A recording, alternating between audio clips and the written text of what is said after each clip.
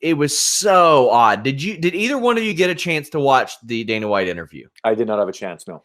Wait, which you talking the Megan O'Leary one? Because there was two. He did one with John Morgan as well. I saw like little bits of it. I didn't watch the whole thing though. John Morgan, who is all over UFC's digital properties now, by the way, that's an interesting thing in its own that we could discuss at some point. But we're not here to talk the ethics of journalism.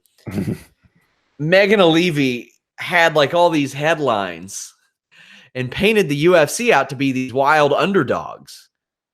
It was like, oh, the reasons that the UFC are failing, and it was just an end to get Dana White to say, man, the media, they're a bunch of dummies. They don't know what they're talking about. They're stupid. I'm like, my God, man. Like, I get it, given the landscape politically where we are and who his buddy is, like why he probably says that type of thing. But man, it seems real weird, Joe, this contentious relationship Dana White always has with media. Why?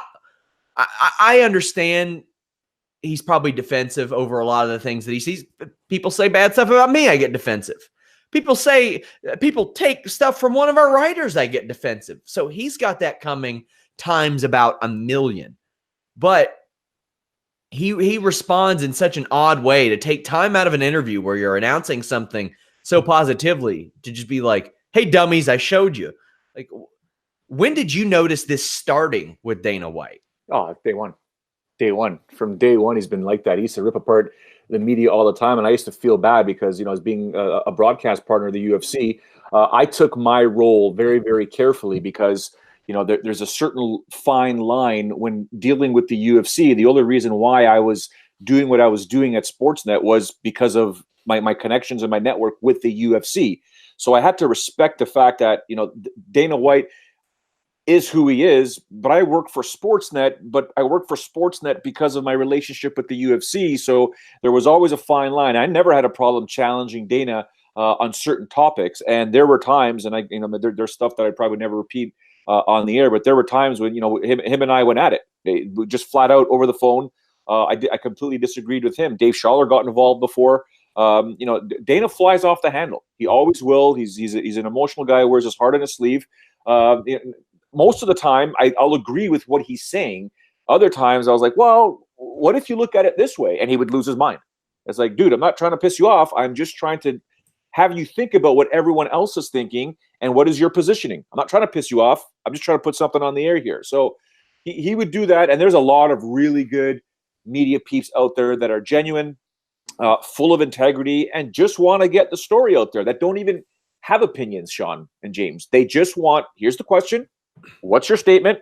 This is what I'm going to run with. No personal agenda. It is what it is. Then you have the other ones out there that never get to see Dana, that'll do nothing but rip him apart. And then when that story comes across his desk, that's when he gets overly defensive. And then you get the ones that would rock the boat. And the minute you rock the boat with them once, you're probably going to be in trouble. I mean, just look at Ariel, how many times he's been in trouble, right? It's just Ariel gets a scoop, and it didn't come from the UFC. It came from a legitimate manager, fighter, whatever.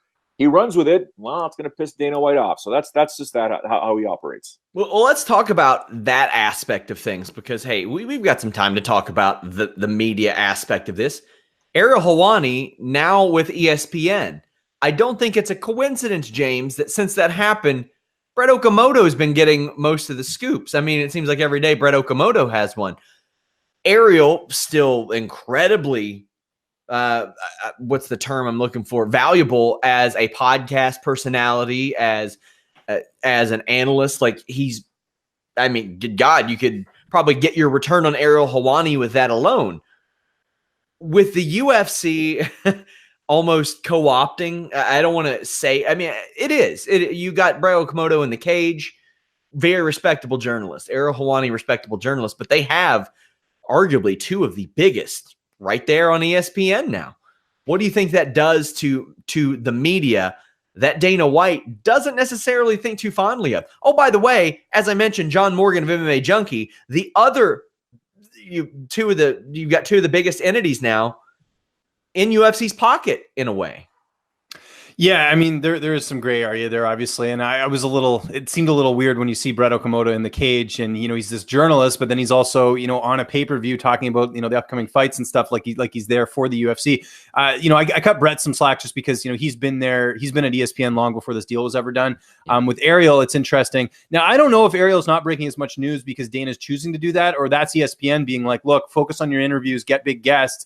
We'll let Brett do most of the breaking stuff, because Ariel, if you look at sort of the workload, I think Ariel does a lot with his show every Monday. So and his stuff with Chell on Thursday. So he's doing a lot, whereas Brett, I think, has a little bit more sort of resources and time to go and break more news and everything like that. But this is what happens. I mean, Joe knows, as someone who's with Sportsnet and your broadcast partner, like there's always that gray area. Like maybe who knows what they're being told to ESPN, what they're allowed to cover, what they can't. I was surprised, I'll be honest, to see Brett Okamoto at Bellator, because you're a broadcast partner of the UFC. I could see the UFC being kind of frowning at that. I know that they're trying to be like a leader in MMA, but I can imagine the UFC wasn't like thrilled about that.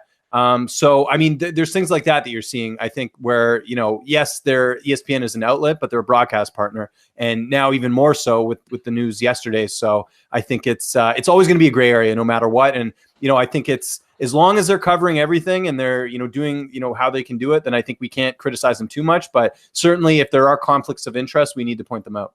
There is no widespread conspiracy against the UFC. Mother of God.